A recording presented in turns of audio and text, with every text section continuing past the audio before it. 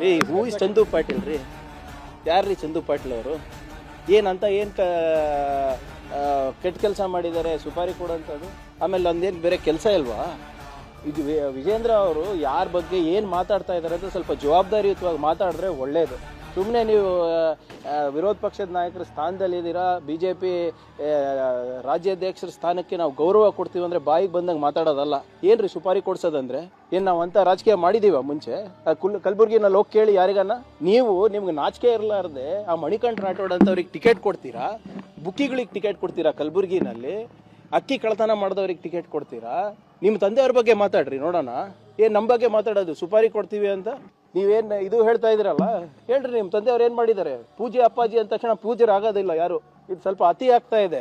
ನಾವು ಸುಮ್ಮನೆ ಇದ್ದೀವಿ ಅಂದ ತಕ್ಷಣ ನಾವೇನು ನಮ್ಮ ತಂದೆಯವರ ಮರ್ಯಾದೆ ಗೌರವ ಕೊಟ್ಕೊಂಡು ನಾವು ಸುಮ್ಮನಿದ್ದೀವಿ? ನಮಗೂ ಮಾತಾಡೋಕೆ ಬರುತ್ತೆ. ಏನು ಪದೇ ಪದೇ BJP ಅವ್ರು ಹೇಳ್ತಾ ಇರೋದು ಸುಪಾರಿ ಕೊಟ್ಟಿದ್ದೀವಿ ಅಂತ? ಆ ಪ್ರವೃತ್ತಿ ಬೆಳೆಸಿಲ್ಲ. ನಾನು ಮುಂಚೆನೂ ಹೇಳಿದ್ದೀನಿ, ಈಗಲೂ ಹೇಳ್ತಾ ಇದ್ದೀನಿ. ಬಸವ ಮತ್ತು ಬುದ್ಧನ ತತ್ವದ ಎಷ್ಟು ನಮ್ಮ ಮೇಲೆ ನಂಬಿಕೆ ಇದೆ ಅಷ್ಟೇ ಅಂಬೇಡ್ಕರ್ ಅವರ ಹೋರಾಟದ ರಕ್ತ ಇದೆ. ನೀವು ಇಳಿದ್ರೆ ನಾವೆಲ್ಲ ಬೀದಿಗೆ ಇಳಿದ್ರೆ ನೀವು ಮನೆ ಖಾಲಿ ಮಾಡಬೇಕಾಗಿತ್ತು. ಸುಮ್ಮನೆ ಬಾಯಿಗೆ ಬಂದಂಗೆ ಸುಪಾರಿ ಕೊಟ್ಟಿದ್ದಾರೆ, ಅದು ಹಿಂಗೆ ಏನು ಭ್ರಷ್ಟಾಚಾರ ಮಾಡಿದ್ದಾರೆ, ಕಲಬುರ್ಗಿ ರಿಪಬ್ಲಿಕ್ ಮಾಡಿದ್ದಾರೆ ಅಂದರೆ ಯಾರು ನಂಬೋರಲ್ಲ.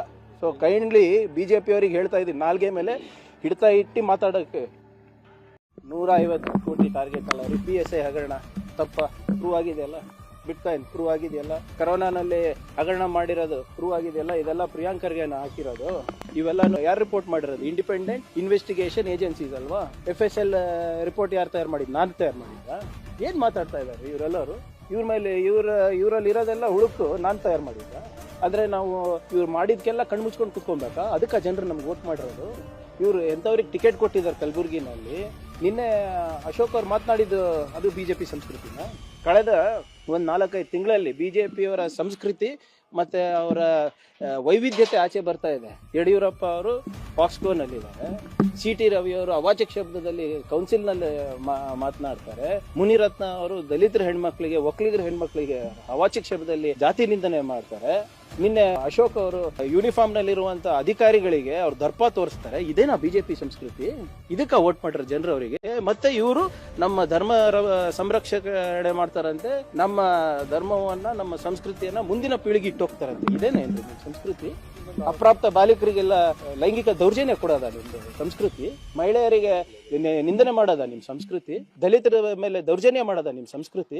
ಅಧಿಕಾರಿಗಳ ಮೇಲೆ ನಿಮ್ಮ ಅಧಿಕಾರದ ದರ್ಪ ತೋರ್ಸದ ನಿಮ್ ಸಂಸ್ಕೃತಿ? ಇದಾ ಬಿಟ್ಟು ಹೋಗ್ತಾ ಇರೋದು ನೀವು ಮುಂದಿನ ಪೀಳಿಗೆಗೆ? ನಾಚಿಕೆ ಬರ್ಬೇಕು ಇವರಿಗೆ. ದಯವಿಟ್ಟು ಕಾಂಗ್ರೆಸ್ ಬಗ್ಗೆ ನನ್ನ ಬಗ್ಗೆ ಮಾತಾಡೋದಕ್ಕಿಂತ ಮುಂಚೆ ನಿಮ್ಮ ನಾಲ್ಗೆ ಮೇಲೆ ಲಗಾಮ್ ಇರಲಿ.